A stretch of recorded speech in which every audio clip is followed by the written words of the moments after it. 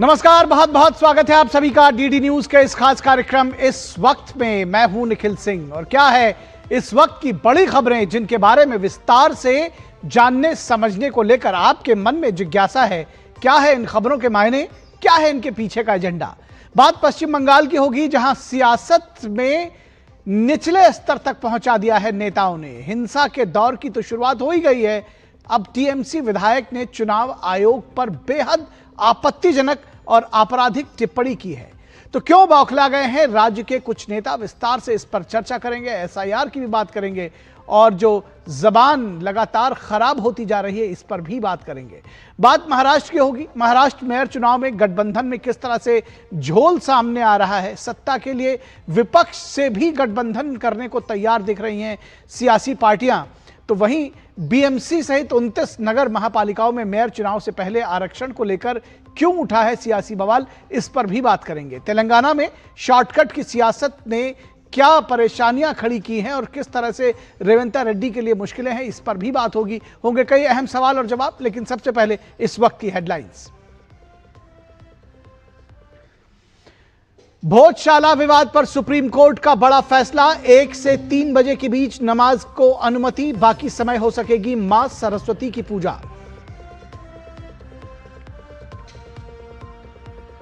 पश्चिम बंगाल में दीदी के एमएलए मनीरुल इस्लाम की बेलगाम जबान, चुनाव आयोग पर की अत्यंत अमर्यादित टिप्पणी, आपराधिक शब्दों का किया इस्तेमाल, भाजपा ने साधा निशाना।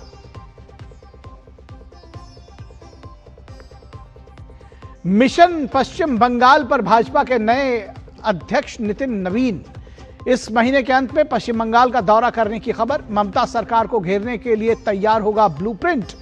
वहीं 1.5 करोड़ लोगों के नाम कटने की आशंका के बीच टीएमसी ने बदली अपनी सियासी पैतरेबाजी।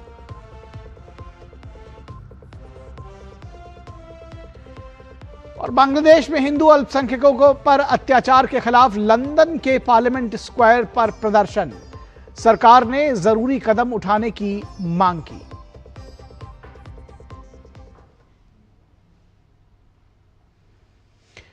तो सबसे पहले बात होगी पश्चिम बंगाल की सियासत की, एसआईआर की फिसलती और जुबान की और खराब होते माहौल की। पश्चिम बंगाल में एसआईआर के खिलाफ हिंसा की सियासत जारी है। पश्चिम बंगाल में एसआईआर के खिलाफ प्रदर्शन को हिंसक बनाने की साजिश धीरे धीरे बेनकाब होने लगी है। चुनाव आयोग ने सुप्रीम कोर्ट में कहा है कि मुख्यमंत्री ममता बनर्जी एसआईआर को लेकर लोगों में भ्रम फैला रही हैं। सवाल यह है कि एसआईआर के दूसरे फेज में 12 राज्यों और यूनियन टेरिटरीज में ड्राफ्ट लिस्ट प्रकाशित हो चुकी है, लेकिन सबसे ज्यादा शोर, हिंसा और बवाल पश्चिम बंगाल में ही आखिर क्यों है। जानकार मानते हैं कि टीएमसी का सारा गुस्सा लॉजिकल डिस्क्रिपेंसी की संख्या को लेकर के है। राज्य के अन्य जिलों की तरह एसआईआर प्रक्रिया के विरोध में पिछले दिनों संदेश खाली के नेजाट में टीएमसी समर्थकों ने एक और बीडीओ की गाड़ी का घेराव किया और उसका विरोध प्रदर्शन किया। ऐसी घटना मुर्शिदाबाद के कई जगहों पर से सामने आई है।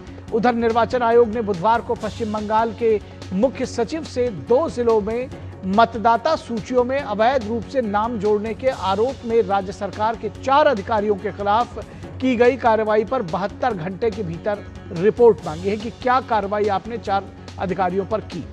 बड़ा सवाल यह है कि हर चुनाव में इससे पहले पश्चिम बंगाल में हिंसा का दौर आखिर क्यों शुरू होता है और सियासी बवाल सीधे सत्तासीन पार्टी टीएमसी को आखिर फायदा क्यों करा जाती है। इसके पीछे भी क्या जो चुनावी गुणागणित है उसको भी समझने की जरूरत है।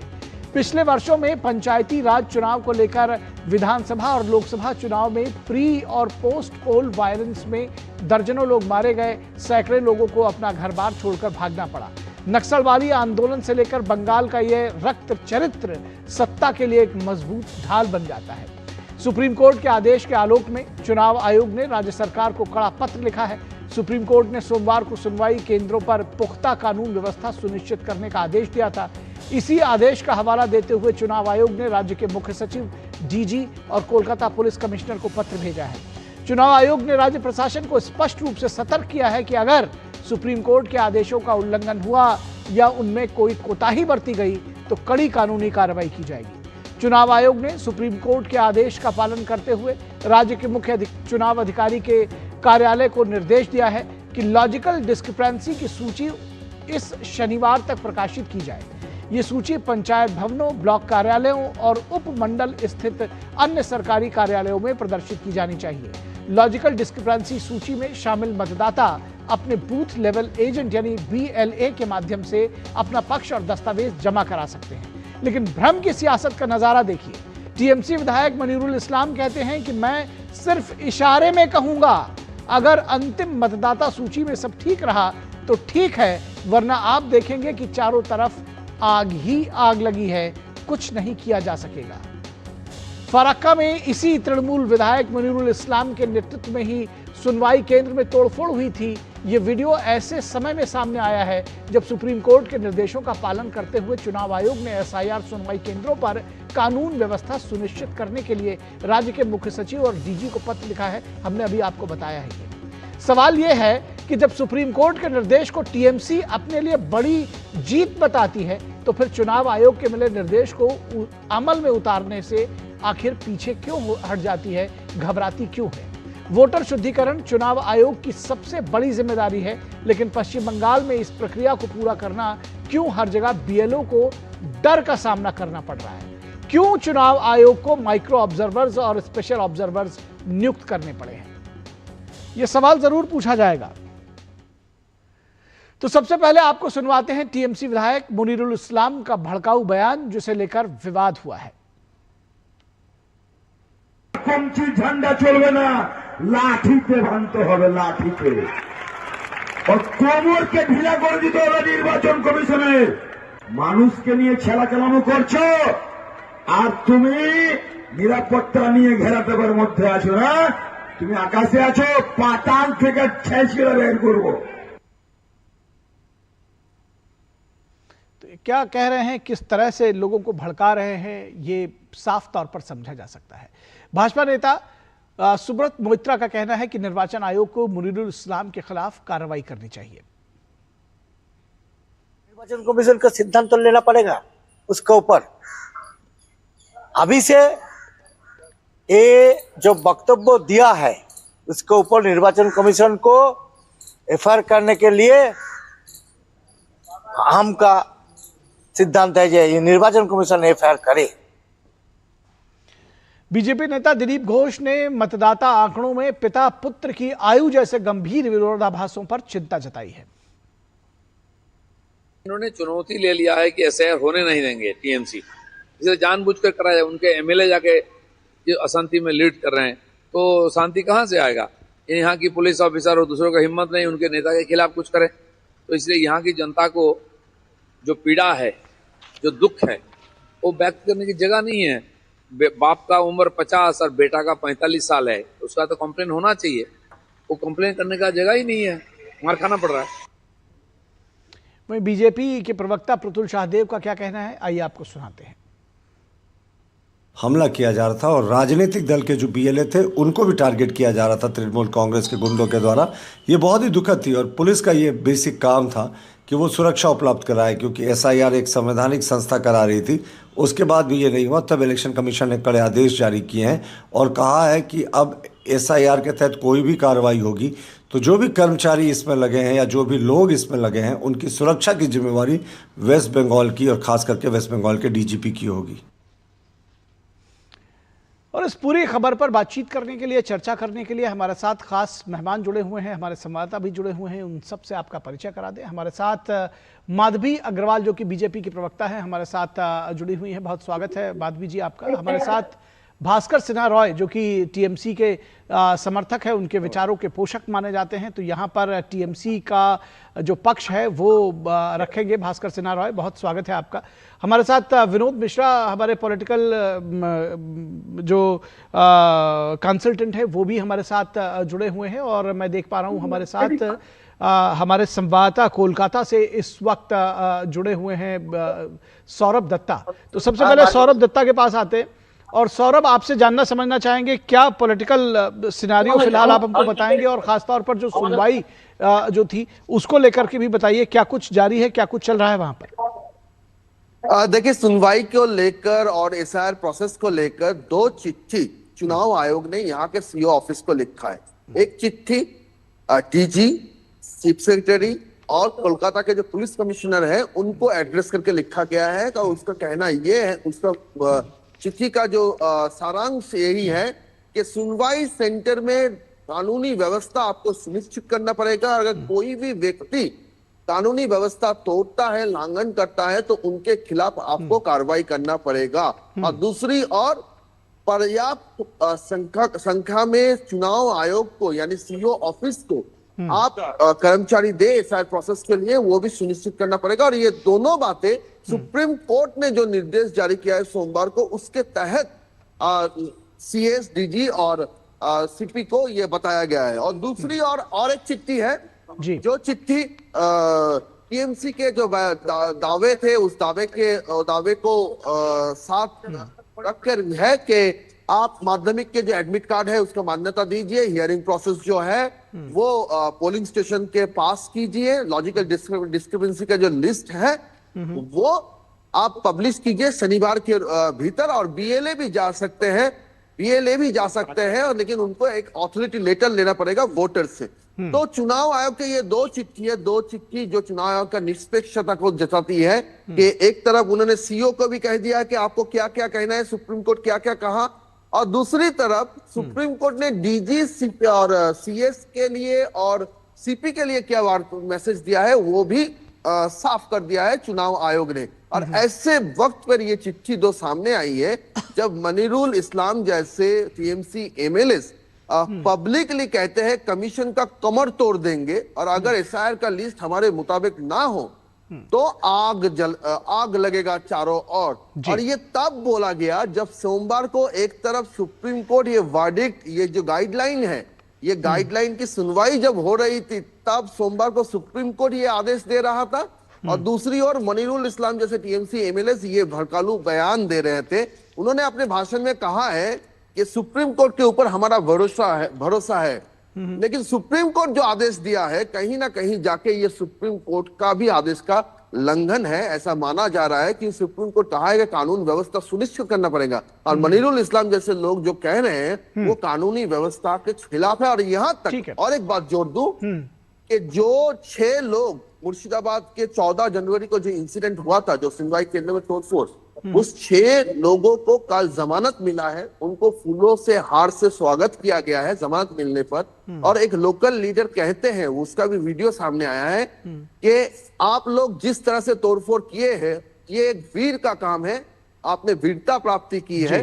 तो ठीक है, ये सारी बातें सामने आई। ठीक है विनोद मिश्रा जी, तोड़फोड़ करने वालों को कहा जा रहा है कि आप पराक्रमी हैं, वीर रत्न से सम्मानित किया जाना चाहिए आपको, और उसके साथ ही साथ एमएलए की जो भाषा है, जो उनका कहना है, उसको दोबारा दोहराना ठीक नहीं है। आप सब ने सुना है, देश ने सुना है।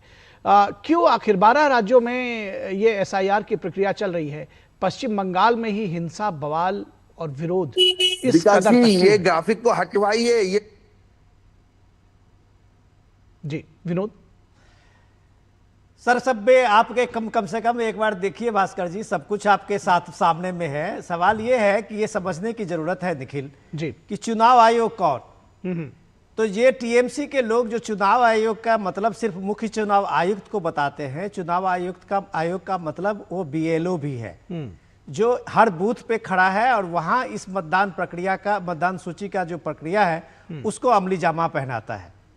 तो अगर ये आप जो आपने सुना अभी टीएमसी के विधायक का, इस्लाम साहब का जी, वो अगर कमर तोड़ रहे हैं तो किसका तोड़ रहे हैं? वो उसी बीएलओ के तोड़ने की धमकी देते हैं, और उसी बीएलओ को ये डरा रहे हैं इस बात के लिए कि वो किसी भी रूप में एसआईआर की प्रक्रिया को पूरा नहीं करवा पाएगा। इस डर और खौफ के माहौल में ये जो डर और खौफ का माहौल है, ये आप देखिए कि मुर्शिदाबाद से लगे, मालदा से लगे, ये जो कुछ बॉर्डरिंग स्टेट है, बॉर्डर जो जिले हैं, वहां सबसे ज्यादा पैनिक क्यों है? तो अगर चुनाव आयोग ने इसी बात को लेकर सुप्रीम कोर्ट में एफिडेविट दिया है और कहा है इस बात को कि राज्य के सीएम ममता बनर्जी लोगों में भ्रम और मिसलीडिंग इंफॉर्मेशन दे रही है, लोगों में अगर आप इस तरह के एक वहां की सीएम इस बात के लिए मिसलीड कर रही है, दर्जनों बार उसने प्रेस कॉन्फ्रेंस की है और दर्जनों बार सीएम ममता बनर्जी ने एसआईआर के पूरी प्रक्रिया को और चुनाव आयोग को निशाना बनाया है। तो आपके इमानुल इस्लाम जैसे जो विधायक हैं उसी को आगे बढ़ा रहे हैं। इसमें हम सिर्फ इस्लाम को कल्प्रिट क्यों मानते हैं? खुद सीएम इस बात के लिए जिम्मेदार है जब वो कहती है कि कोई भी बीएलओ जो है चुनाव आयोग तो 3 महीने का है, उसके बाद फिर वो राज्य का ही पदाधिकारी है या राज्य का ही ऑफिसर है। तो इस धमकी में काम कौन करेगा?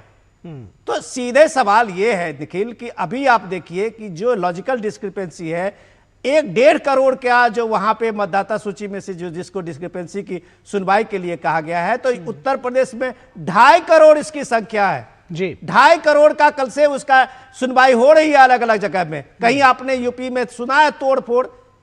सिर्फ पश्चिम बंगाल में ही इतना क्यों धधक रहा है? 12 राज्यों और केंद्र शासित प्रदेशों के ड्राफ्ट लिस्ट पब्लिश हो चुके हैं, लेकिन हर जगह बवाल सिर्फ पश्चिम बंगाल में है। तो सीधा मतलब है कि इस 1.5 करोड़ वोट कटने से अगर सबसे ज्यादा कोई परेशान है तो वो टीएमसी है। और ये टीएमसी पे जब अधीर रंजन चौधरी आरोप लगाते हैं कि वो सिर्फ बोगस वोट से चुनाव जीतती है, तो शायद ये बात लोग अब जान रहे हैं। ठीक है भास्कर सिन्हा रॉय, बहुत सारे आरोप हैं कि एक तो ये कि टीएमसी बौखलाई क्यों हुई है, 1.5 करोड़ वोट उसको लगता है उसके ही कटे हैं और या कट जाएंगे, कट रहे हैं, उसके ऊपर जो एक प्रोसेस चल रहा है और उसको लेकर के इस तरह की अनर्गल बातचीत की आग लगा देंगे, कमर तोड़ देंगे। जो बीएलए है वो तो 3 महीने के बाद हमारे ही साथ काम करना है। ये कौन सी भाषा शैली है? ये कौन सा लोकतंत्र है? पहला बात यह है कि 1.5 करोड़ नाम नहीं काटा जाएगा। 1.5 करोड़ नाम आप काटने के लिए कोशिश कर रहे हैं, लेकिन 1.5 करोड़ नाम कैसे काटा जाएगा, क्यों काटा जाएगा? दूसरी बात यह है कि देखिए ये जो डिस्क्रिपेंसी देखे, ये लॉजिकल इलॉजिकल क्या डिस्क्रिपेंसी जो है, हैरानी। एक दिन के सुनवाई के लिए 4 आदमी को बुलाया गया, दूसरे दिन 400 आदमी को बुलाया जा रहा है। पूरे बंगाल में लोग एसआईआर के नाम पे इतना हैरानी हो रहा है, इसीलिए लोग बोल रहे हैं कि इसी हिसाब से होना नहीं चाहिए था। अब बीजेपी और इलेक्शन कमीशन एक जैसा हो गया। अब देखिए सुप्रीम कोर्ट को बार बार इंटरफेयर करना पड़ रहा है कि एसआईआर में एसआईआर चलते हुए इतने बार एसआईआर को लेके सुप्रीम कोर्ट को इतने बार इंटरफेयर करना पड़ता है। मतलब इंटरफेयर क्यों करना पड़ रहा है कि ये प्रोसेस सही ढंग से नहीं चल रहा है। पहले कहा गया कि क्लास 10 का सर्टिफिकेट नहीं लिया जाएगा, बाद में बोला गया कि हाँ लिया जाएगा, और 75 लाख से 80 लाख अभी भी बाकी है और बोल रहा है कि डेली 5 लाख लोगों का सुनवाई होना चाहिए, तब खत्म होगा सुनवाई डेट के अंदर। लेकिन ये जो सिस्टम है इतना ऐसे इस हिसाब से कर रहा है, सब लोगों को तकलीफ हो रहा है। और यहाँ पर बीजेपी को क्या है, बीजेपी ना बीएलए है ना कुछ है। उन लोग तो इलेक्शन कमीशन उनके लिए काम ही कर रहा है, तब उनके लिए इलेक्शन कमीशन जो नहीं कर पा रहा है वो कह देते हैं। लेकिन ये बात तो सही है कि तो जब इलेक्शन कमीशन आपके हिसाब से उनके लिए काम कर रहा है और आप लोग बार बार अदालत भी जा रहे हैं, तो ये गुंडागर्दी वाली जो भाषा है कि आग लगा देंगे, कमर तोड़ देंगे, इस पर सब पर तो कुछ तो रिएक्शन आप लोगों का आना चाहिए। नहीं बोलने दीजिए। देखिए 3 बीजेपी के नेता, फिर बीजेपी के पत्रकार, फिर बीजेपी के संवाददाता, फिर बीजेपी के विश्लेषक, फिर आप बोलने का बाद हमें मौका मिला, हमें भी थोड़ा मौका दीजिए। अभी बीजेपी को मौका नहीं मिला, उससे पहले आपको मौका दिया। नहीं पहले नहीं, पहले प्रोग्राम शुरू के बाद 3 बीजेपी नेता का बात सुनवाए। नहीं वो तो हमारी स्टोरी का हिस्सा है, वो तो हमारे, खैर आप बात रखिए, इसमें नहीं फंसते हैं, इसमें नहीं फंसते हैं। आपसे सीधा सवाल है, उसका जवाब दीजिए। सवाल उसका जवाब देने के लिए टाइम दीजिए। बीजेपी को बीजेपी मत बना दीजिए, तो बीजेपी के सब कुछ है, चल रहा है। तो ये बात है कि अगर बोल रहे हैं कि जो कुछ कह रहे हैं ये एक फ्रस्ट्रेशन है। लोग कह रहे हैं कि इलेक्शन कमीशन इतना हैरान कर रहा है, लोग मर रहा है, लोगों का खुदकुशी कर रहा है। कागज कहां पर है? एक आदमी का 6 लड़का है, उसको नोटिस मिल गया है, 4 लड़का, बोला बाकी 2 लड़का किसके पास है? ऐसे अनाप शनाप जो नोटिस मिलते रहा है और नोटिस का कोई जवाब देने वाले नहीं है। बीएलओ भी जानते नहीं है, इलेक्शन कमीशन में भी कोई जवाब देने वाले नहीं है। तो इतना मतलब हैरानी होने का बाद लोग कह रहे हैं, लेकिन लोग कहां फैल रहे हैं? मैं यही तो सवाल है, आप सवाल का जवाब नहीं दे रहे हैं। मैंने कहा कि ये जो गुंडागर्दी वाली भाषा है, ये जो गुंडागर्दी वाली भाषा है, इस पर कोई रिएक्शन आपकी पार्टी की तरफ से, आपके लोगों की तरफ से आएगा या आप उसको सच मान रहे हैं? आप कह रहे हैं हाँ ठीक है। आप बताइए पहले, बीजेपी क्या इलेक्शन कमीशन का कोई वो है, मतलब माउथपीस है जो बीजेपी लोग इलेक्शन कमीशन की तरफ से बोल रहे हैं। हम तो ये जानना चाहते हैं कि इलेक्शन कमीशन को कोई कोई कहते कि हाँ ये तकलीफ हो रहा है, ये तकलीफ को ठीक किया जाएगा। सुप्रीम कोर्ट में जाना क्यों पड़ रहा है हम लोग? तो ये जो प्रॉब्लम चल रहा है SIR को इतना कम दिनों में खत्म करना बहुत मुश्किल बात है। इसी को लेकर लोगों में गुस्सा है, लोगों में गुस्सा का प्रदर्शन भी हो रहा है। ठीक है, तो लेकिन अभी भी आपने इतनी बार आपसे पूछा गया, ये तीसरी बार पूछ रहा हूं, लेकिन आपने इस बात का जवाब नहीं दिया कि जो आपके विधायक कहते हैं कि कमर तोड़ दी जाएगी, आग लगा दी जाएगी, इससे पार्टी सहमत है, आप लोग सहमत है, आप कहते हैं ठीक है। अरे देखिए बात जो उसका पीछे क्या है, आगे क्या है, बस ठीक है, ठीक है, आपका जवाब मिल गया। आगे पीछे कोई बात नहीं, बीजेपी के पास जाते हैं। ये जो जिस तरह से राज्य में चल रहा है, आपने देखा कि हिंसा का दौर 12 राज्यों में ये प्रक्रिया चल रही है। सिर्फ जनता पश्चिम बंगाल में नाराज है और उनके विधायक कहते हैं कि आग लगा देंगे, कमर तोड़ देंगे। कमर किसकी तोड़ेंगे? जो BLA है, जो सबसे निचले स्तर पर है, उसको धमकाया जा रहा है। किस तरह से आप लोग इसको लेकर जा रहे हैं जनता के बीच में, कैसे करेंगे सामना? क्योंकि आपके भी कार्यकर्ता तो घबराए होंगे ऐसी सारी स्थितियों में। देखिए निखिल जी, ऐसी स्थिति है पश्चिम बंगाल में कि ममता बनर्जी शुरू से ही जैसे ही SIR की प्रक्रिया के लिए अनाउंसमेंट हुआ, उसी के बाद उन्होंने सीधे कहना शुरू कर दिया कि मेरी लाश के ऊपर से जो है ये SIR की प्रक्रिया होगी, मैं होने नहीं दूंगी। तो ममता बनर्जी जब मुखिया होकर जिस तरीके की बातें कहती है, तो उसके बाद है उनका अनुसरण जो है उनके जो लोग हैं वो करते हैं। रही बात इनके विधायकों की, तो इनके विधायकों की जो बोल है वो तो हमेशा से लोगों को उकसाने वाले, ताकि यहाँ पर जिस तरीके की अराजकता फैले और उनको पूछने का और बोलने का मौका मिल जाए।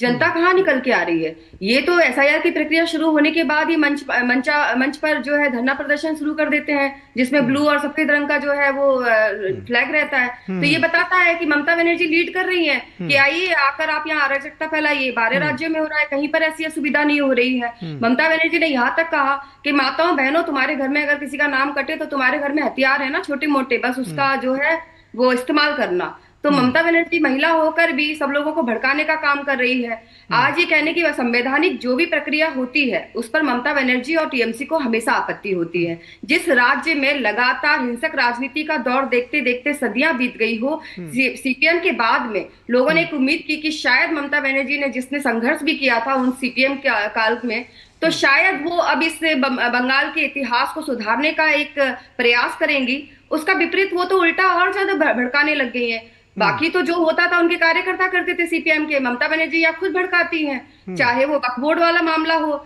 चाहे महिलाओं के उत्पीड़न का और बलात्कार का मामला हो, चाहे SIR की प्रक्रिया हो, चाहे 3 तलाक की बात हो, हर विषय पर आकर ममता बनर्जी केवल अपीजमेंट की राजनीति में अपने आप को एक आगे दिखाने की कोशिश में, क्योंकि वो तो खुद ही कहती है कि 34% यहाँ पर माइनॉरिटी की जो है वो वोट हो चुके हैं, जो कि ये तो गणना नहीं हुई है। जनगणना होगी तो कहीं ज्यादा वोट निकलेंगे, मैं तो ये आपको बता देती हूँ, क्योंकि जब जनगणना होगी तो यहाँ 40-45% से ज्यादा जो है माइनॉरिटी वोट निकलेंगे।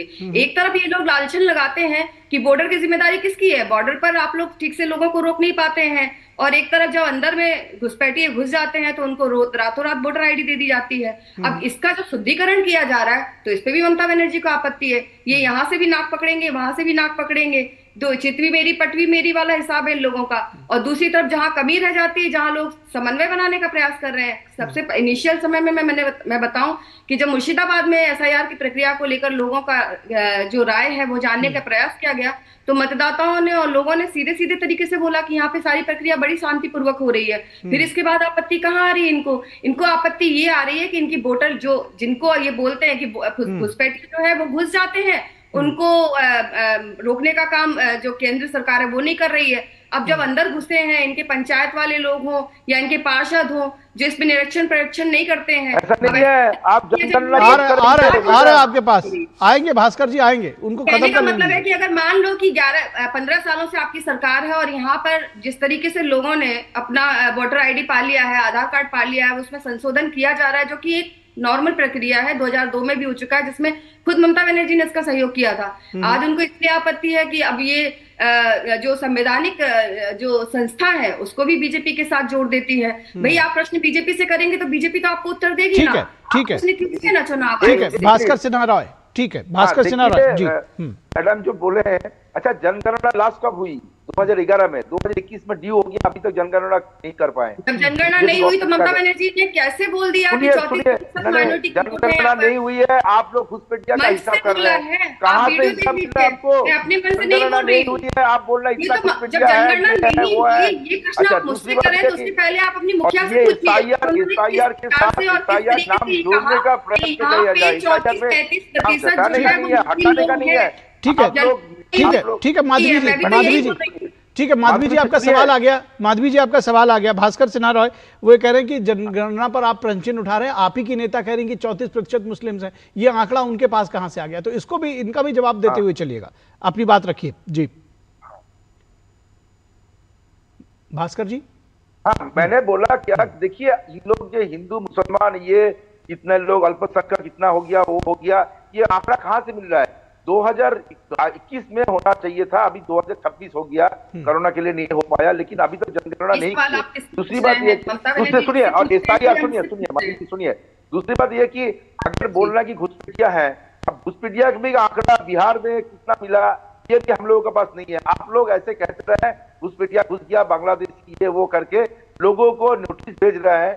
लोगों को नोटिस भेजने के बाद सुप्रीम कोर्ट बोला कि पूरा ड्राफ्ट लिस्ट को वहां पर दिखाना चाहिए, उसके बाद 10 दिन के अंदर सबको होना चाहिए। भाई ये प्रक्रिया शुरू तो होने दीजिए, ये ड्राफ्ट लिस्ट दिखाने की बात कही गई है, ये कहा गया है पंचायत भवनों पर, ब्लॉक लेवल पर से लेकर के जो भी सरकारी भवन है वहां पर किया जाएगा, लेकिन उसको करने तो दीजिए पहले। नहीं, सुप्रीम कोर्ट कहने के बाद तो इन लोग किया कि हाँ हम लोग डिस्प्ले करेंगे, जिसके भी कहने के बाद सर कहा तो जा रहा है। एक बात, दूसरी बात ये कि आप जो प्रश्न चिन्ह उठा रहे हैं, सुनिए, आप जो प्रश्न चिन्ह उठा रहे हैं कि ये हिंदू मुस्लिम कर रहे हैं और ये कितने प्रतिशत हो गए, ये बात तो ममता बनर्जी ने कही है कि 34% मुस्लिम्स हो चुके हैं, तो हिंदू मुस्लिम कौन कर रहा है ये आप लोग आपस में तय करिए, जनता भी सुन रही है, देख रही है। एक बात ठीक है, आप लोग का जवाब आया। ये मैं विनोद मिश्रा जी आपसे जानना समझना चाहूंगा, ये जो सारी चर्चा हुई, आप भी सुन रहे हैं कि ये जो सारा संदेश जो दिया जा रहा है कि लाठियां निकाल लेंगे, आग लगा देंगे, कमर तोड़ देंगे,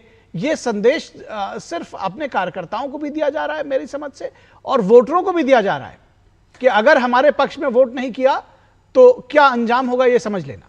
मैं दादा के सवाल को पहले जवाब दे दूं निखिल, कि पिछले 2-3 दिन से डीडी न्यूज पे आते हैं और ये सवाल पूछते हैं कि बिहार के जो घुसपैठिए थे उसका कितना घुसपैठियों को पकड़ा गया।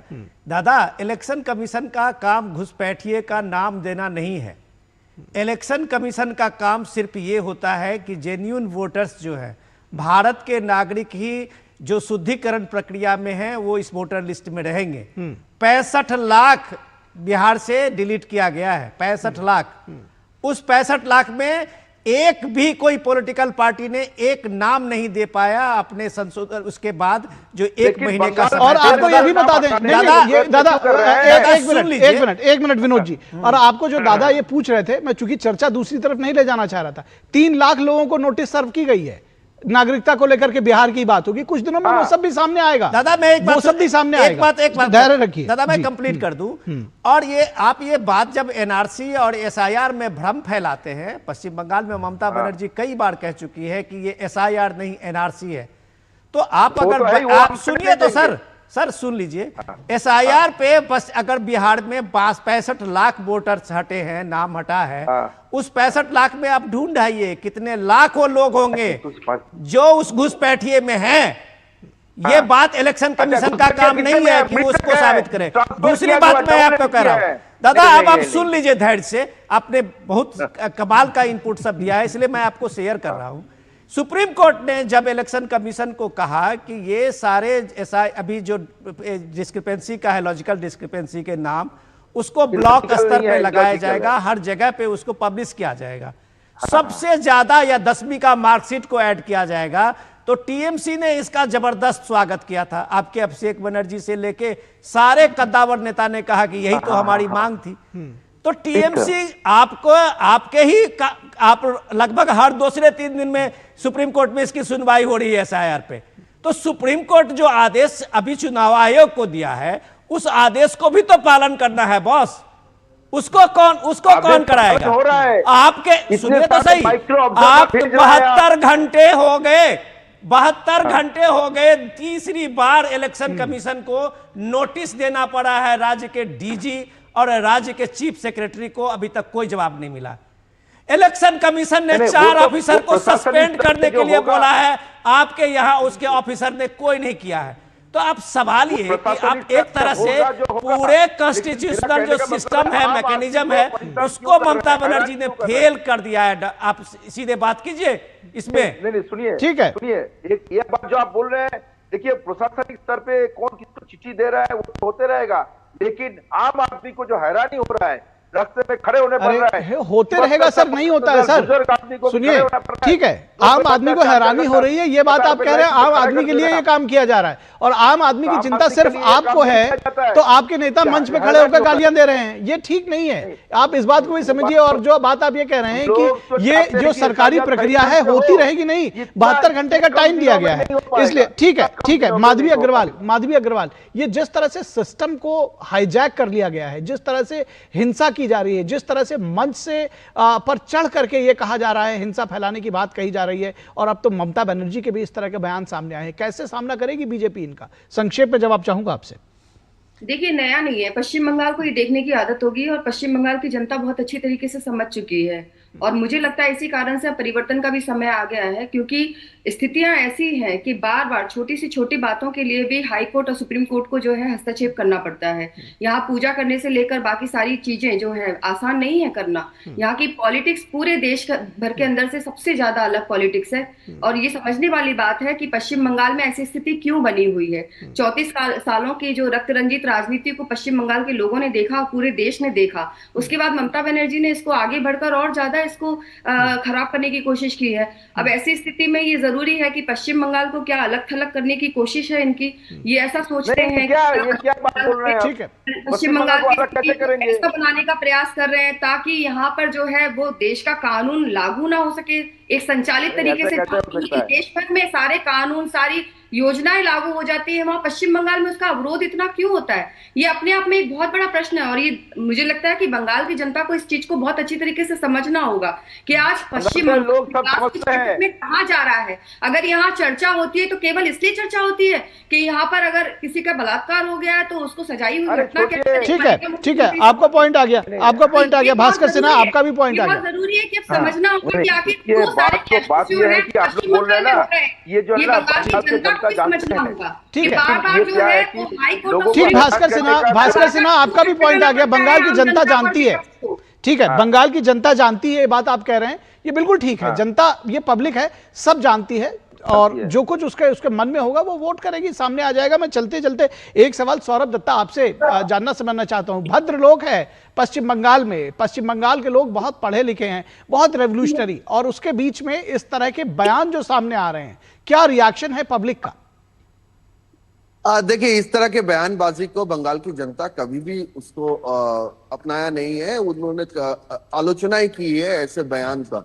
और मनीरुल इस्लाम ऐसा पहले व्यक्तित्व नहीं है, इससे पहले अनुब्रत मंडल या फिर मनीरुल इस्लाम, और एक मनीरुल इस्लाम भी है तृणमूल में, वीरभूम के नेता थे, वो भी ऐसे ही भड़कालू बयान देते थे।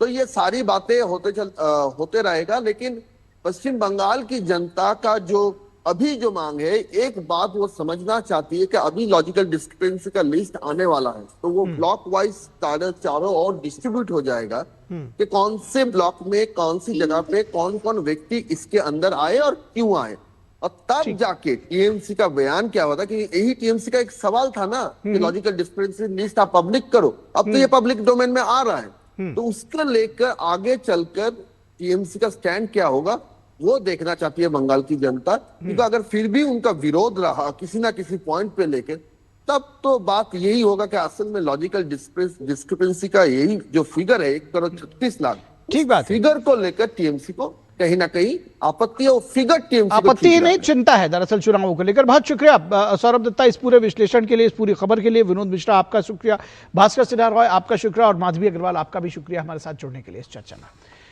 तो पश्चिम बंगाल में 12 राज्यों में एसआईआर की प्रक्रिया सुचारू रूप से चल रही है। उत्तर प्रदेश में 2.5 करोड़ से ज्यादा जो ये डिस्क्रिपेंसी और इस तरह की जो चीजें हैं सुनवाई वाली वो हो रही हैं, वहां पर इस तरह का बवाल नहीं है। लेकिन पश्चिम बंगाल में हिंसा के दौर की शुरुआत भी हो चुकी है और जुबान भी फसल रही है। ये जो नेता बैठकर मंच पर कह रहे हैं कि ये जनता जानती है, ये सच है कि ये पब्लिक है, सब जानती है। रुकेंगे एक ब्रेक के लिए, कहीं मत जाइएगा, जल्द हाजिर होंगे। ब्रेक के बाद बात करेंगे महाराष्ट्र की सियासत की।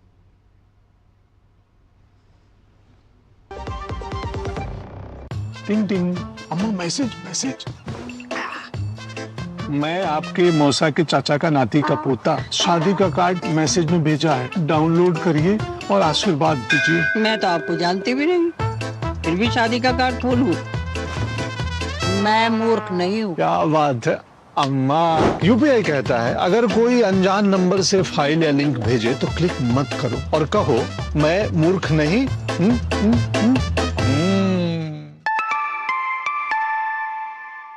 जाइए आप भी किसी का टेस्ट लीजिए।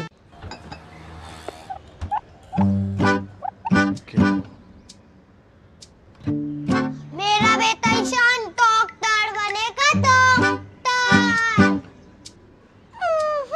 मेरा ईशान तो साइंटिस्ट बनेगा। अब ये ईशान क्या बनेगा? ईशान कुछ भी बने, उसके साथ हमेशा है LIC की अमृत बाल चिल्ड्रन पॉलिसी। बड़े सपनों का रखे ख्याल। मेरी पसंद, मेरी पसंद, मेरी पसंद, मेरी पसंद, हमारी पसंद, हम सबकी पसंद। मजबूत देश का मजबूत सरिया हो गया स्टील।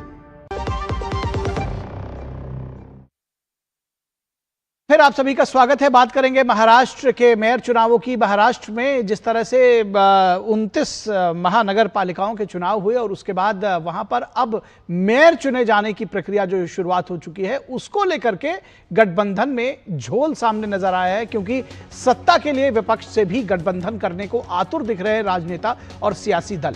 महाराष्ट्र में मुंबई की BMC सहित 29 नगर महापालिकाओं में मेयर चुनाव से पहले आरक्षण को लेकर सियासी बवाल खड़ा हो गया है। BMC के मेयर पद का आरक्षण लॉटरी सिस्टम के जरिए तय किया गया है, जिसमें यह पद महिला कोटे में चला गया है। इसी को लेकर शिवसेना उद्धव ठाकरे गुट ने कड़ा विरोध दर्ज कराया है और लॉटरी प्रक्रिया पर ही सवाल उठाए हैं। शिवसेना UBT का कहना है कि जब OBC आरक्षण के लिए ड्रॉ निकाला गया तो मुंबई को इसमें बाहर क्यों रखा गया। पार्टी ने तर्क दिया है कि पिछले 2 कार्यकाल में BMC मेयर पद ओपन कैटेगरी में था, ऐसे में इस बार OBC को मौका मिलना चाहिए था। लॉटरी सिस्टम के तहत पुणे, धुले, मुंबई यानी BMC, नांदेड़, नवी मुंबई, मालेगांव, मीरा भयंदर, नासिक और नागपुर में मेयर की सीट महिलाओं के लिए आरक्षित की गई है। वहीं लातूर, जालाना और ठाणे नगर महापालिका अनुसूचित जाति के लिए आरक्षित हुई है, जिसमें लातूर और जालाना SC महिला के लिए जबकि ठाणे SC ओपन रखा गया है। कुल 8 नगर महापालिकाएं OBC के लिए आरक्षित की गई हैं, जिसमें अकोला, चंद्रपुर, अहिल्यानगर और जलगांव OBC महिला के लिए, जबकि पनवेल, इलचकरंजी, कोल्हापुर और उल्लासनगर OBC ओपन के लिए आरक्षित है। तो ये सारी सीटों की आरक्षण वाइज स्थिति है। ऐसे में महाराष्ट्र में हुए महानगर पालिका चुनाव के नतीजों के बाद अब सत्ता गठन को लेकर नाटकीय घटनाक्रम देखने को मिल रहा है। कौन किधर है ये दरअसल पता नहीं चल रहा है। मुंबई का मेयर कौन बनेगा, इसको लेकर जहां उत्सुकता बनी हुई है, वहीं कल्याण डोंबिवली नगर निगम में MNS ने एकनाथ शिंदे की शिवसेना को समर्थन दे दिया है। तो क्या राज ठाकरे अब एकनाथ शिंदे के साथ चले गए, ये भी सवाल पूछा जा रहा है। इस गठबंधन के बाद राज ठाकरे की पार्टी की तरफ से प्रतिक्रिया भी सामने आई है। MNS नेताओं का कहना है कि सत्ता में बने रहने बिना, यानी सत्ता के बिना कुछ हाथ नहीं लगता। वो उसको स्थानीय स्तर पर गठबंधन बताते हैं, कह रहे हैं कि स्थानीय स्तर पर अलग अलग गठबंधन होंगे तो क्या उसमें ऐतराज है। वहीं शिवसेना उद्धव की ओर से यह कहा गया है कि MNS एक स्वतंत्र दल है और उन्हें खुद अपनी भूमिका तय करनी है, तो वो जो कर रहे हैं वो उनसे पूछिए। तो कहा तो यह भी जा रहा है कि यह फैसला दरअसल अकेले राज ठाकरे का नहीं है, बल्कि उद्धव ठाकरे की भी इसमें सहमति है। और कुछ लोग ये कह रहे हैं कि दरअसल राज ठाकरे अपनी राजनीति को देखते हुए वो एकनाथ शिंदे के साथ चले गए। तो वहीं BMC में बीजेपी, शिवसेना, शिंदे गुट से इतर महाविकास आघाड़ी के दलों को लेकर नए समीकरण गढ़ने के लिए उद्धव ठाकरे का भी संघर्ष जारी है। अलग अलग खेमे में चुनाव लड़े महाआघाड़ी के दलों को एकजुट कर उद्धव ठाकरे महाराष्ट्र की सियासत में अपनी प्रासंगिकता बनाए रखना चाहते हैं। कुल मिलाकर महाराष्ट्र की सियासत में कौन किसके साथ है यह बता पाना मुश्किल हो रहा है, लेकिन अलग अलग सीटों के लिए अलग अलग जुगत से सत्ता के समीकरण साधे जा रहे हैं। लेकिन महाराष्ट्र नगर निकाय के चुनावों ने कई मायनों में कुछ दलों की राजनीतिक हैसियत भी तय कर दी है। साथ ही मुस्लिम वोटों की बदौलत की जा रही सियासत भी खुलकर सभी के सामने आ गई है। कभी मुंबई की कई सीटों पर अपना अच्छा खासा प्रभाव दिखाने वाली समाजवादी पार्टी के साथ मुस्लिम वोट बैंक खिसका तो वो महज एक पार्षद के साथ हाशिए पर खिसक गई। वहीं मुस्लिम वोटों को में अपनी पैठ बनाने वाली AIMIM कि न सिर्फ मुंबई में उसने अपना एक पार्षद जिताया, बल्कि तमाम जगहों पर सपा जैसे दलों का सूपड़ा साफ करते हुए मुस्लिम वोटों पर अपनी पकड़ भी दिखाई है। तो ये वोट बैंक शिफ्ट है, इससे भी कहीं ना कहीं अखिलेश यादव में जरूर बेचैनी हुई होगी। कांग्रेस इसको किस तरह से लेती है ये भी देखने समझने की बात है। लेकिन कुल मिलाकर जो महाराष्ट्र की सियासत है उसमें कौन किसके साथ खड़ा है ये दरअसल उस जगह की नगर पालिका तय कर रही है। महाराष्ट्र सरकार में कभी मंगल प्रभाव का कहना है, उसमें जो मंत्री हैं दरअसल मंगल प्रभात, उनका यह कहना है कि परिवार का राज अब खत्म हो चुका है, अब जनता का राज सामने आ गया है। परिवार का राज था अभी वो इतिहास हो गया, अब नया अध्याय शुरू हो गया है और नए अध्याय के अंदर माननीय देवेंद्र फडणवीस साहब के नेतृत्व में मुंबई में जो मुंबई के लोगों को चाहिए था वो सारा मुंबई के लोगों को मिलेगा। और शिवसेना उद्धव गुट के नेता संजय राउत का कहना है कि मोदी जी ने भाजपा का मेयर बनाने का वादा किया था, अब उनके वादे का क्या होगा, क्योंकि वो लोग उनको ऐसा लगता है कि शायद बीजेपी अपना मेयर न बना पाए। मोदी जी बोलते हैं कि मेयर बीजेपी का बनेगा, लेकिन कैसे बनेगा ये बोला नहीं मोदी जी। उनके पास बहुमत नहीं है बीजेपी के पास, तो ऐसा क्या बोलता है वैशाखी लेकर, हम मराठी में बोलते हैं कुबड़े लेकर। अब उनके जो पार्टी के जो कोई है साथी शिंदेगढ़, उनके 20-25 लोग चुनकर आए हैं, वो उनको बंद करके रखा है। और इस पूरी खबर पर बातचीत करने के लिए हमारे साथ हमारे संवाददाता मुंबई से शिशिर सेलार जुड़े हुए हैं। शिशिर, ये जो सियासत है थोड़ी उलझी हुई भी है और ये बात भी समझ में आ रही है कि चाहे वो संजय राउत हो, उद्धव ठाकरे हो, वो अपनी प्रासंगिकता भी बनाए रखना चाहते हैं इस पूरे चुनावों में, इसलिए वो खुद गठबंधन के साथ सत्ता में रहे हैं, लेकिन दूसरे गठबंधन में अगर सत्ता में आना चाहते हैं तो उस पर प्रश्न चिन्ह उठा रहे हैं। सवाल ये भी है जो आपसे जानना समझना चाहेंगे कि क्या राज ठाकरे उद्धव ठाकरे के हाथ से निकल करके वापस अपनी स्वतंत्र सत्ता बनाने के चक्कर में है, वो एक नई अपना गठबंधन बना रहे हैं एक नाथ शिंदे के साथ में, या इसके पीछे भी कुछ सियासत है? कैसे देख रहे हैं इसको? बिल्कुल निखिल, देखिए इस वक्त महाराष्ट्र की राजनीति की अगर बात करें, खासतौर पर जिस प्रकार से महानगर पालिका के चुनाव हुआ उसके बाद हमने देखा कि नए सत्ता समीकरण सामने आ रहे हैं। हालांकि सत्ता समीकरण चुनाव होने से पहले भी हम देख पा रहे थे कि किस प्रकार से जो है पूरी तरीके से सामने आ रहे थे, और साथ ही साथ अब जब चुनाव हो चुके हैं तो अब फिर से एक बार नए सत्ता समीकरण जो है सामने आ रहे हैं। इससे पहले हमने देखा कि किस प्रकार से फिर चाहे वो महायुति हो या फिर महाविकास आघाड़ी हो, इन दोनों के बीच जो है चुनावी जंग महाराष्ट्र में हुई थी। कांग्रेस जो है एकला चलो की भूमिका में थी, लेकिन अब जबकि चुनाव हो चुके हैं, रिजल्ट आ चुका है, तो ऐसे में जब सत्ता स्थापन करने का समय आ चुका है तो ऐसे में हम देख पा रहे हैं कि कई अलग अलग युतियां हो रही है। मसलन सबसे महत्वपूर्ण इस वक्त जो युति की बात महाराष्ट्र में चल रही है वो है कल्याण डोंबिवली महानगर पालिका के लिए, जहां पर जो है शिंदे से शिवसेना जो है उन्होंने जो है मनसे के साथ जो है युति कर ली है। हालांकि इसके बारे में शिंदे शिवसेना के सांसद डॉक्टर श्रीकांत शिंदे ने यह कहा कि जिस प्रकार से सत्ता स्थापन करने के लिए महत्वपूर्ण नंबर्स चाहिए उसको देखते हुए मनसे उनके साथ आई है और इसीलिए अब जो कि वो है सत्ता स्थापन करेगी, लेकिन महापौर कौन होगा इसका निर्णय जो है महायुति लेगी। महायुति मतलब शिंदे शिवसेना बीजेपी और साथ ही साथ बाकी अलाइड पार्टी जो है महायुति के, इस बारे में ये वरिष्ठ जो है वो निर्णय लेंगे, ये बात उन्होंने कही। तो दूसरी ओर अगर देखा जाए, मनसे सवाल पूछा गया तो मनसे ने स्पष्ट रूप से कह दिया, जो उनके प्रवक्ता थे उन्होंने कहा कि देखिए ये राजनीति जो है स्थानिक लेवल की है, वहां पर जिस प्रकार से चुनौतियां थी, वहां पर जिस प्रकार से नेता जो सामने एक सामने जो लड़ रहे थे उनको देखते हुए मद्देनजर जो है ये फैसला लिया गया। इसके बारे में अब तक पार्टी आला कमान मतलब राज ठाकरे से कोई भी आधिकारिक बयान नहीं आया है। हालांकि इसलिए कई सारे कयास और अटकलें लगाई जा रही है, खासतौर पर ठाकरे गट से कि जिस प्रकार से युति हुई है, क्या ठाकरे राज ठाकरे जो है उनको इस बारे में पता है या नहीं। हालांकि ये जानना काफी महत्वपूर्ण, ये सवाल भी उन्होंने उठाया था। तो इस बारे में अब तक जो है आधिकारिक तौर से राज ठाकरे कोई बातचीत नहीं कही। लेकिन जहां तक बात करें हम नेता चुनना होता है, जिस प्रकार से गुट का नेता चुनना होता है, तो उसको लेकर आज जो है मनसे के जो कॉर्पोरेटर्स है, नगर सेवक है, वो कोंकण भवन पहुंचे थे, जहां पे उनको रजिस्टर करना पड़ता है। और ऐसे में अब ये स्पष्ट हो चुका है कि मनसे ने जो है शिंदे सेना को जो है वो समर्थन दे दिया, और इसीलिए ये आंकड़ा जो है तकरीबन 64 के पार जाता हुआ दिखाई दे रहा है, जो कि हम कहते हैं कि एक लार्जेस्ट नंबर्स है। साथ ही साथ जिस प्रकार से जो नंबर प्रस्तापित करने होते हैं उसको देखते हुए आंकड़ा क्रॉस कर चुकी है जी। तो बीएमसी, दरअसल शिशिर, बीएमसी चुनावों में मेयर को लेकर के क्या कुछ हो रहा है, इसको लेकर जानने की सभी की जिज्ञासा है।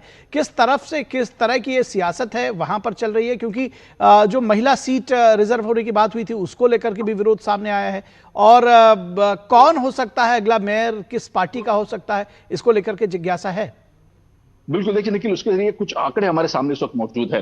मुंबई में अगर महाराष्ट्र में देखा जाए तो 29 नगर पालिका के चुनाव हुए थे, और अब जबकि आज जो आरक्षण के लिए लॉटरी निकली है उसमें तकरीबन 15 जो महानगर पालिका है उसमें जो है महिला मेयर जो है वो स्थापित होंगी। इसका मतलब यह है कि तकरीबन 29 में से 15 जगह पर जो है महिला जो है मेयर का चुनाव किया जाएगा, अलग अलग कैटेगरीज में। चाहे ओपन कैटेगरीज की हम बात करें, ओबीसी कैटेगरीज में 4 महिलाओं जो है 4 महानगर पालिकाओं में महिला जो है स्थापित होंगी। वही अगर बात करें एससी कैटेगरी में, उसमें 2 महिलाओं का चयन किया जाएगा। तो तकरीबन इस वक्त महाराष्ट्र में अगर देखा जाए तो महिलाओं की संख्या खासतौर पर मेयर के लिए काफी महत्वपूर्ण देखी जा रही है, महिला सशक्तिकरण का उदाहरण है। लेकिन इसके बावजूद हमने देखा कि राजनीति मुंबई में काफी जमकर हुई।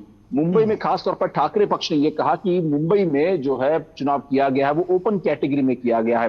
उनकी मांग ये थी कि क्यों ये चुनाव जो है ओबीसी और एससी कोटे में भी क्यों नहीं कराया गया। हालांकि इसके ऊपर जो है स्पष्ट रूप से सरकार ने जवाब दे दिया। उन्होंने कहा कि जिस प्रकार से किसी भी चयन के लिए अगर देखा जाए उस कैटेगरी के अगर देखा जाए 3 नगर सेवक चुने आना महत्वपूर्ण है। हालांकि मुंबई में संख्या सिर्फ 2 है और इसीलिए यहाँ पर जो है एससी कोटे से जो है वो मेयर पद का चुनाव नहीं लड़ा गया। कोई ओबीसी की अगर बात करें तो वो भी स्पष्ट किया गया कि ओबीसी के चुनाव के लिए जो एक अल्फाबेटिकल ऑर्डर है उसको फॉलो किया जाता है। इसका मतलब मुंबई से पहले जो अलग महानगर पालिका है उनको जो है अल्फाबेटिकली उनका चयन किया गया, इसलिए मुंबई का उसमें नंबर नहीं लगा। और इसलिए मुंबई में महिला मेयर तो होगी लेकिन वो ओपन कैटेगरी से होगी, जिस पर ठाकरे गुट ने जो आक्षेप उठाया था जब आज सुबह इसके आरक्षण की लॉटरी जब निकली थी। हालांकि उसके बाद ठाकरे गुट जो है उन्होंने वॉकआउट किया इस पूरे लॉटरी सिस्टम से। उन्होंने कहा कि इस पर उनको आक्षेप है, लेकिन देखना यह होगा कि उनका आगे का रुख क्या होता है। हालांकि बीजेपी ने अपनी इस पर अगर देखा जाए, अच्छा मैं इस पर एक सवाल में चाहूंगा, वन लाइनर आप जवाब दें कि जब ये लॉटरी सिस्टम तो सबको पता था कि पहले से होने वाला है और लॉटरी में कुछ भी हो सकता है, ये भी पहले से पता था, तो विरोध तो पहले ही हो जाना चाहिए था।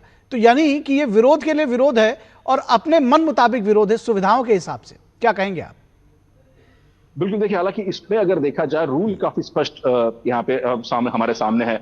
जिस प्रकार से एससी की बात करें, जो मांग शिवसेना रखी थी वो क्यों नहीं हो पाया। हालांकि उसमें अगर देखा जाए तो जिस प्रकार से म्युनिसिपल एक्ट है उसके अंतर्गत ये रूल बताए गए कि अगर 3 से ज्यादा नगर सेवक एससी के होते हैं तो इसमें एससी कैटेगरी में डाल जा सकता है, 3 या उससे ज्यादा। लेकिन महाराष्ट्र में चूंकि संख्या 2 ही सिमटी हुई है। हालांकि इसके ऊपर अगर देखा जाए तो बीजेपी ने स्पष्ट किया है, बीजेपी ने कहा है कि अगर रूल बुक ठीक से पढ़ के अगर ठाकरे के जो नगर सेवक है वो आते तो शायद ये हंगामा ना होता। और दूसरी बात उन्होंने ये भी की, जिस प्रकार से आरोप लगाए गए थे कि ओबीसी का क्यों नहीं हुआ, तो उसमें भी एक रूल बुक जो है उसके लिहाज से जो है निर्णय लिया गया। तो ऐसे में जाहिर सी बात है कि ठाकरे गुट की एक मांग जरूर थी, मांग पूरी नहीं हुई, उसको देखते हुए ठाकरे गुट ने जो वॉकआउट कर लिया। चलिए, बहुत शुक्रिया इस तमाम बातचीत और जानकारी के लिए। लेकिन ये सवाल तो जरूर बना रहेगा कि दरअसल ये जो लॉटरी का सिस्टम था ये पहले से अनाउंस था, तो अगर विरोध करना होता और सच में विरोध था तो ये पहले ही विरोध कर दिया होता। कुछ विरोध सांकेतिक, कुछ दिखाने के लिए भी होते हैं, क्योंकि आपसे बेहतर कौन जान रहा है, आप इस पूरे चुनावों को आपने कवर किया है, पहले से कवर करते रहे और पब्लिक भी जानती है कि सियासत में कुछ दांत जो है दिखाने के होते हैं, हाथी के दांत, खाने के कुछ और, दिखाने के कुछ और। तो ये पब्लिक सब समझ रही है। बहुत शुक्रिया इस तमाम बातचीत और जानकारी के लिए। और यहां रुकेंगे एक छोटे से ब्रेक के लिए। ब्रेक के बाद आपको बताएंगे कि आखिर तेलंगाना की सियासत किस करवट बैठ रही है और क्यों मुश्किलों में फंसे दिख रहे हैं मोहम्मद अजहरुद्दीन और उनके नए नेता, मैं कहूंगा, रेवंत रेड्डी।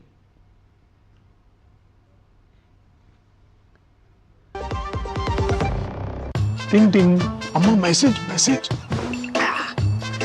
मैं आपके मौसा के चाचा का नाती का पोता, शादी का कार्ड मैसेज में भेजा है, डाउनलोड करिए और आशीर्वाद दीजिए। मैं तो आपको जानती भी नहीं, फिर भी शादी का कार्ड खोलूं? मैं मूर्ख नहीं हूँ। क्या बात है अम्मा। यूपीआई कहता है अगर कोई अनजान नंबर से फाइल या लिंक भेजे तो क्लिक मत करो और कहो मैं मूर्ख नहीं।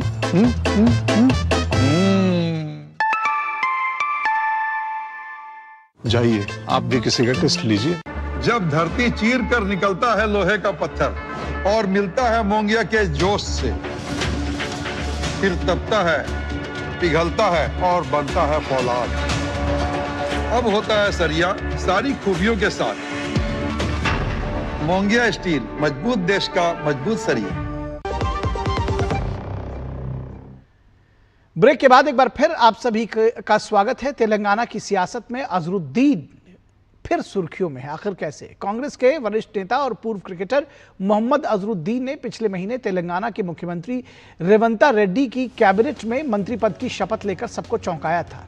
शपथ ग्रहण के बाद मोहम्मद अजहरुद्दीन ने कांग्रेस अध्यक्ष मल्लिकार्जुन खड़गे, सोनिया गांधी, राहुल गांधी, प्रियंका गांधी और केसी वेणुगोपाल का विश्वास जताने और उन्हें मंत्री पद की जिम्मेदारी सौंपने के लिए आभार व्यक्त किया था।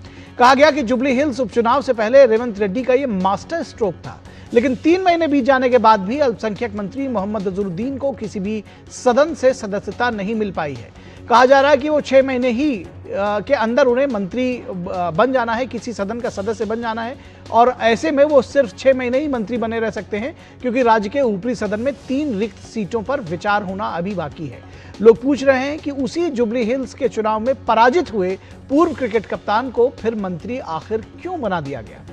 कांग्रेस पार्टी को यकीन है कि स्पोर्ट्स कैटेगरी में अजहरुद्दीन का चुनाव हो सकता है, लेकिन असमंजस की स्थिति बनी हुई है। उधर मुख्यमंत्री Revanth Reddy world economic forum में तेलंगाना में निवेश की संभावना तलाशते हुए अमेरिका के दौरे पर पहुंच गए हैं। पिछली बार अमेरिका यात्रा पर विपक्ष ने सवाल उठाया था कि राज्य के करोड़ों रुपए का खर्च करके रेवंत रेड्डी ने 1 रुपए का भी निवेश नहीं लेकर आ पाए। इस बार वे हार्वर्ड में लीडरशिप डिग्री लेने के लिए पहुंचे हैं। वो 25 से 30 जनवरी तक कैम्ब्रिज यूनिवर्सिटी में भी क्लास अटेंड करेंगे। पूछने वाले ये भी पूछ रहे हैं कि इस खर्च का बिल कौन भरेगा, लेकिन ये भी कहा जा रहा है कि 21वीं सदी की चुनौतियों के बीच इस डिग्री से वे कई मुश्किलों को पार लगा सकते हैं। अभी मोहम्मद अजहरुद्दीन वाली जो स्थिति है उस मुश्किल से पार लगा पाएंगे कि नहीं, ये देखने की बात है। लेकिन इस पूरे विषय पर बातचीत करने के लिए हमारे साथ हमारी संवाददाता सुरेखा बनी हुई हैं, उनके पास चलेंगे।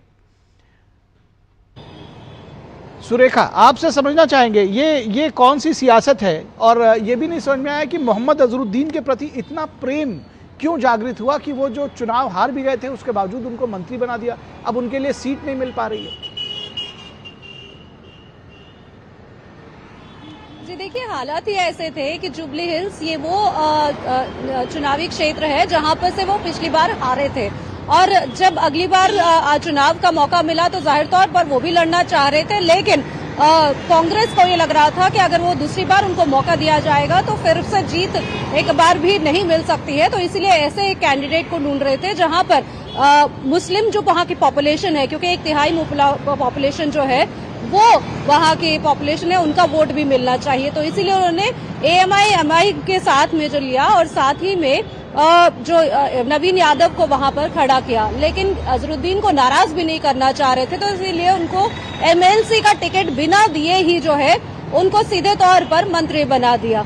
और अजहरुद्दीन से पहले ही पूछा गया कि आप इनिंग्स के लिए उतरे ही नहीं है, लेकिन आपके आउट होने की तारीख तय हो रही है, उस पर क्या कहेंगे। ये विपक्ष ने चुटकी लेते हुए उनसे सवाल किए तो उन्होंने कहा कि जल्द ही इस पर भी फैसला हो जाएगा। और अब रेवंत रेड्डी हार्वर्ड यूनिवर्सिटी गए हैं और इस तरह का कोर्स ले रहे हैं कि लीडरशिप क्वालिटीज को कैसे अपनी बेहतर कर सके, तो जाहिर तौर पर यह भी सवाल सबसे पहले यही उठेगा कि कौन सा मास्टर स्ट्रोक वो खेलने वाले हैं जिससे कि अजहरुद्दीन का जो मंत्री पद है वो बना रह सके, और तो कौन सा मास्टर स्ट्रोक खेलने वाले हैं।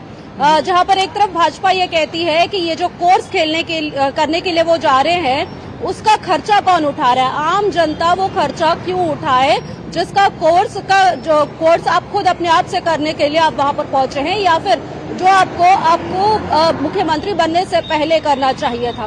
बीआरएस सवाल जो है ये उठाती है कि ऐसे इससे पहले के जो मुख्यमंत्री है वो ये हार्वेस्ट यूनिवर्सिटी में जो है उनको इनवाइट किया गया था, अब आप स्टूडेंट के तौर पर जा रहे हैं, तो आप राज्य की छवि को किस तरीके से आगे बढ़ा रहे हैं, ये भी सवाल उठा रही है। तो एक तरीके से कह सकते हैं कि उनके कोर्स करने को लेकर जहां पर कांग्रेस की तरफ से कहा जा रहा है कि राज्य में जो गवर्नेंस की परिस्थिति है उसको और बेहतर करने के लिए रेवंत रेड्डी जा रहे हैं, तो अपोजिशन पार्टीज जो है उनको कटघरे में खड़ा कर रही है और सवाल उठा रही है कि आर्थिक स्थिति जो राज्य की है वो बद से बदतर हो रही है और विदेश यात्राओं के नाम पर या फिर इन कोर्सों के नाम पर जनता का पैसा जो है इस तरीके से रेवंत रेड्डी लुटा रहे हैं। ठीक, एक रिएक्शन आपसे जानना चाहेंगे बहुत जल्दी से कि इन दोनों विषयों पर, मोहम्मद अजहरुद्दीन और रेवंत रेड्डी की ये जो विदेश यात्रा है, इस पर आम लोगों का, जो लोग हैं राज्य के आम लोग हैं, उनका क्या कहना है, क्या रिएक्शन है? जी देखिए, अजहरुद्दीन वाले मामले पे तो लोग बहुत ज्यादा इस पे कह सकते हैं कि प्रतिक्रिया नहीं दे रहे हैं। उनको ये लग रहा है कि कई मंत्री आए हैं जा रहे हैं, ये तो एक तो पार्टी की तरफ से लिए जा रहे फैसले हैं, मंत्रालय की तरफ से या मुख्यमंत्री के फैसलों से ज्यादा। तो वहीं पर दूसरी तरफ जहां पर उसके बाद अब वो जो हार्वर्ड यूनिवर्सिटी के लिए जा रहे हैं, तो उसको लेकर कुछ लोगों की मिली जुली प्रतिक्रिया है। कुछ लोगों को ये लगता है कि इस तरीके के स्किल्स के जरिए अपने आप को, राजनेताओं को भी अपडेटेड रहने की जरूरत है। जिस तरीके से सॉफ्टवेयर स्किल्स को अपडेट करने की जरूरत है, उसी तरीके से राजनीतिक तौर पर भी किससे अपनी लीडरशिप स्किल्स जो है उसको कैसे डेवलप की जा सकती है, उसकी जरूरत है। वहीं पर दूसरी तरफ जिस तरीके से कुछ लोग ये भी कह रहे हैं कि पैसा हमारा है, आप पढ़ने जा रहे हैं, फायदा किसका होगा? पार्टी का फायदा होगा, मुख्यमंत्री का फायदा होगा, या फिर किसका फायदा होने वाला है? जनता को किस तरीके से इस कोर्स से फायदा मिल सकता है, क्योंकि पैसा आखिरकार जनता का है। क्योंकि जब हमने बात पूनम प्रभाकर जो यहाँ के मंत्री हैं उनसे पूछा, तो उन्होंने कहा, उस बात को टालते हुए उन्होंने बात इतनी कही कि इस तरीके से तो विपक्षी पार्टियों ने बहुत सारे पैसों खर्च किए हैं, इससे पहले बहुत सारा पानी की तरह बहाया है पैसे, तो ये कोई नई बात नहीं है और इसको इस तरीके से देखने की जरूरत नहीं है। एक तरीके से कह सकते हैं कि पार्टी की तरफ से भी या फिर मुख्यमंत्री हो या फिर जो सरकार है उनकी तरफ से भी इस मुद्दे को जो है नजरअंदाज करने की बिल्कुल नजरअंदाज किया जा रहा है। लेकिन मेरे मन में एक बात आ रही है कि कम से कम सत्ता पक्ष के जो विधायक और मंत्री हैं उनके मन में तो हसरत होगी ही कि हम भी हार्वर्ड और कैम्ब्रिज चले जाते, मुख्यमंत्री जी के साथ थोड़ी पढ़ाई हम भी कर लेते, क्योंकि सियासत तो सभी मिलकर कर रहे हैं। बहुत शुक्रिया इस तमाम बातचीत और जानकारी के लिए सुरेखा। तो इस वक्त में बस इतना ही, इजाजत दीजिए, नमस्कार।